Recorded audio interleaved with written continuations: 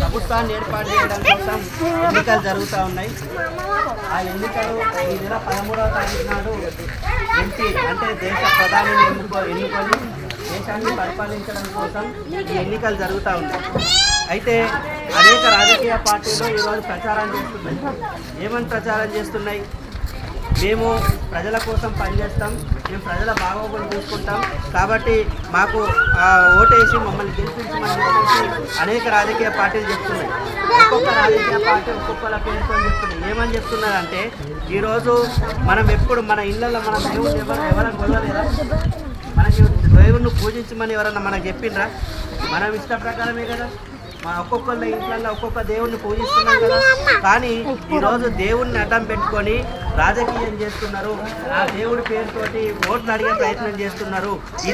దీనివల్ల ఏం జరుగుతుంది? సరే దేవుడిని అడ్డం పెట్టుకొని అడుగుతున్నారు కదా అని అంటే, దాన్ని అడ్డం పెట్టుకుంటే ఏం జరుగుతుందంటే, ఇలా ధరలు పెరిగినా మన గురించి మనం అడిగేటోళ్ళం లేము. ఈరోజు పెట్రోల్ ధరలు పెరిగినా అడిగేటోళ్ళం లేము.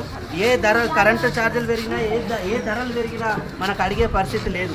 కానీ ఈరోజు మేము దేవుని కోసం ఉన్నాం కాబట్టి మాకు ఓటు అయ్యి ఉంటా అని చెప్పేసి గుడి పేరు చెప్పుకొని ఈరోజు ఓట్లు అడుగుతున్న పరిస్థితి ఉన్నది. ఇది కరెక్ట్ కాదు అని చెప్పేసి కాంగ్రెస్ పార్టీగా మనం చెప్తున్నాం. మరి కాంగ్రెస్ పార్టీ ఈరోజు అధికారంలోకి వచ్చింది, రాష్ట్రంలో అధికారంలోకి వచ్చింది. ఎన్ని రోజులు అవుతుంది అధికారంలోకి వచ్చి? 100 రోజులు అవుతుంది అధికారంలోకి వచ్చి. ఆ 100 రోజులలో 6 గ్యారంటీలని అమలు చేసింది. ఈరోజు ఉచితంగా కరెంటు బిల్లు అంటే 200 యూనిట్లు ఉన్న వాళ్ళకి ఉచితంగా కరెంటు ఇస్తున్నారు. రెండవది 500 రూపాయల. గతంలో బీజేపీ ప్రభుత్వం ఉన్నప్పుడు 1200 1300 సిలిండర్ రేటు ఉండే, అవునా కాదా? ఉండేనా లేదా? మరి ఇప్పుడు ఎంత ఉన్నది? సిలిండర్ ఎంతకు వస్తుంది?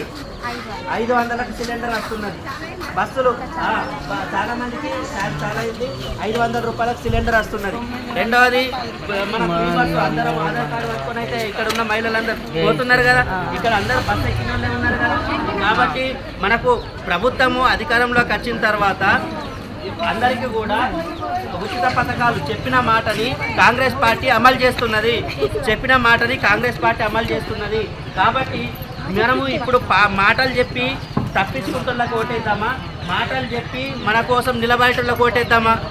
మన కోసం నిలబడేటోళ్ళకి ఓటేయాలి. అయితే ఇక్కడ గతంలో ఈరోజు హిందూ ముస్లింల పేరుతోటి వాళ్ళు వేరు వీళ్ళు వేరు అని చెప్పేసి ఓట్లు దండుకున్నారు. కానీ ఎవరిని అని చెప్పేసి గతంలో ఆయనను గెలిపించినాం. కానీ ఇప్పుడు మన అభివృద్ధి అనేది, మన గల్లీ అభివృద్ధి కానీ, మన ఊరు అభివృద్ధి కానీ, మన జిల్లా అభివృద్ధి కానీ గెలవాలి అని అంటే రాష్ట్రంలో ఏ పార్టీ అధికారంలో ఉన్నది? కాంగ్రెస్ పార్టీ అధికారంలో ఉన్నది. ఏ పార్టీ ఉన్నది? కాంగ్రెస్ పార్టీ. ఇప్పుడు మనం ఎవరిని గెలిపిస్తే మనకు అభివృద్ధి అవుతాం? మనం కాంగ్రెస్ పార్టీని గెలిపిస్తేనే మనం అభివృద్ధి అవుతాం. కాబట్టి కాంగ్రెస్ పార్టీ ఈరోజు ఎంపీగా జీవన్ రెడ్డి గారు పోటీ చేస్తున్నారు. జీవన్ రెడ్డి గారు 3వ నంబర్, మనం ఓటేస్తాం కదా, ఓటేసిన దాని మీద 3వ నంబర్లో జీవన్ రెడ్డి గారు చేతు గుర్తు ఉంటుంది. మనకు తెలుసు, మన భగత్ సింగ్ కాలంలో కూడా దాదాపు ఇక్కడ ఉన్న ఇందిరమ్మ ఇల్లు ఏవైతే పక్కకే ఉన్న ఇల్లు, ఈ పక్క ఇల్లు అయినా ఇక్కడ ఉన్న ఇల్లు అయినా ఇందిరమ్మ ఇళ్ళ పేరుతోటి అప్పుడు మనకు జాగాలు ఇచ్చి ఇండ్లు కట్టించిన ఘనత మన కాలంలో మనకు ఇందిరమ్మ. అప్పుడు కాంగ్రెస్ పార్టీ తర్వాత ఏ ప్రభుత్వం కూడా, ఏ బీజేపీ ఇవ్వలేదు, టీఆర్ఎస్ ఇవ్వలేదు, ఏ పార్టీ కూడా ఇల్లు కట్టించిన పాపన పోలేదు. కాబట్టి ఈరోజు కాంగ్రెస్ పార్టీ ఏం చెప్తున్నది?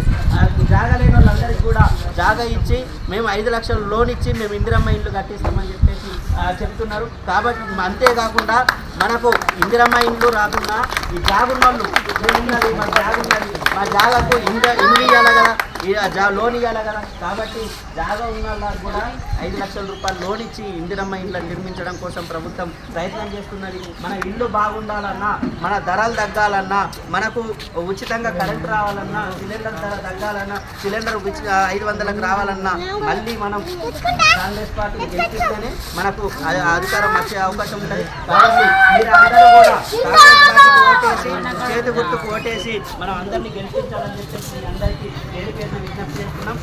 ఎవ్వరు కూడా అందరూ కూడా ఓటేసే ప్రయత్నం చేయాలి.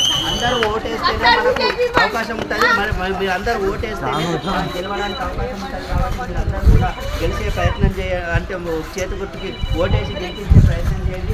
మీకు అండగా ఇప్పుడు ఇక్కడ ఏ కమిటీ చేసినా ఏదన్నా ఉన్నా కానీ ఏ పథకాలు వచ్చినా ఏదో పెన్షన్ రాకపోయినా ఇల్లు రాకపోయినా రోడ్ల సమస్య అయినా ఏదైనా కానీ నేను మీకు అండగా ఉంటా.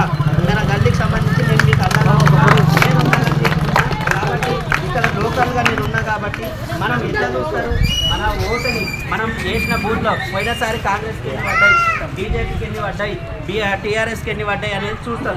కాబట్టి మన గల్లీ పేరు మన పేరు నిలబడాలి అని అంటే అందరం కూడా ఒకే గుర్తుకు చేతి గుర్తుకు ఓటేస్తే మనది ఎంతమంది ఇంత మెజార్టీ ఉన్నది, మాకు కాంగ్రెస్ పార్టీకి ఇంతమంది అండగా ఉన్నారు. కాబట్టి ప్రజలకు మేము సేవ చేయాలని చెప్పేసి